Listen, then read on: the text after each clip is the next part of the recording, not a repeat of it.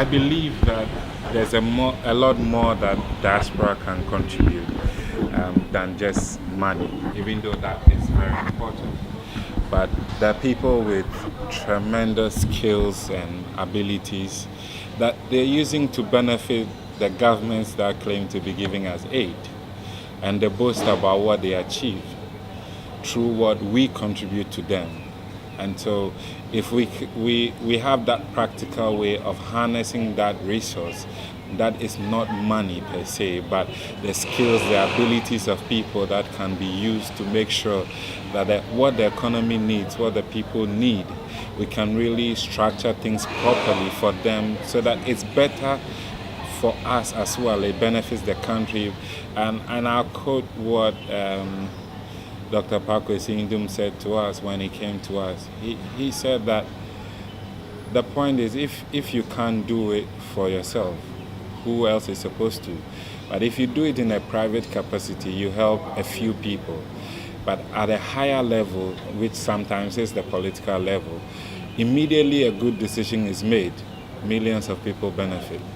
And this is what is out there that can be brought down. Obviously, the challenges of people's perceptions and all of that, but those are the things we have to manage and get people really actively involved in knowing what is there. Gradually, people begin to appreciate that there's more for me to contribute than just money. And those skills, if we bring them back, I believe the economy will change. People will learn from them. I keep asking one simple question. There's a gentleman by name Ajari, who is one of the best architects in the world, receiving so many awards, receiving knighthood. We have the School of Architecture in Ghana. There's been no reach out to someone like that. How are we expecting the architecture students in this country to rise up to that level that they can start to compete? I mean, I tell you a fact. I went to Russia, and one of the best schools in Europe, the architecture work, the design, everything was done by him. So when they start talking, oh, there's this British guy who designed all of these things, and then when I looked at David Ajali, he's not, he's Ghanaian. These resources are there. I can give you countless numbers of them, but all these resources are there waiting for us. Why not? The gentleman who's come up with fiber optics is Ghanaian. I've lived and been educated, worked in this country. I've only moved 6 years ago.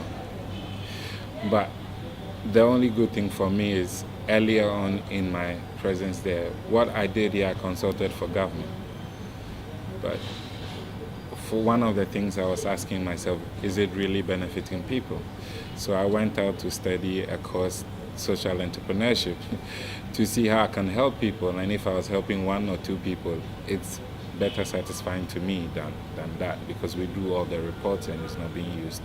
So I went out there and I got in contact with Afford, who now I work for. So that's the advantage I had. But more interestingly, I've worked with that second generation group. We've brought a few of them to Ghana, to Nigeria. They're really excited about coming back. Obviously not the remittance kind that we're thinking about, but they are those into entrepreneurship, investment, so many things that they want. They want to feel and get to know Ghana, but there's no opportunity for them. One of the examples we are taking is what the Jews did. They did with all their young people. During summer, they don't go on holidays to European countries, to America. They go to Israel. Every time they keep doing that. And by the time they realize, majority of the people now who speak most for Israel and in top places are those people who started going back. I think currently what we see, despite all the other options that exist, is the match funding type, where diaspora partners with locals or governments or with private sector in different shapes and forms through crowdfunding, match funding, different percentages, but they put money together and bring that on board and allow diasporas to come back to do something and collaborate with local people to establish projects that create those jobs. Gradually, we see that drive towards it more and more. And what we are advocating for is kind of this collective diaspora fund that helps to do this and eventually even fund more bigger projects than just the small ones that we are talking about.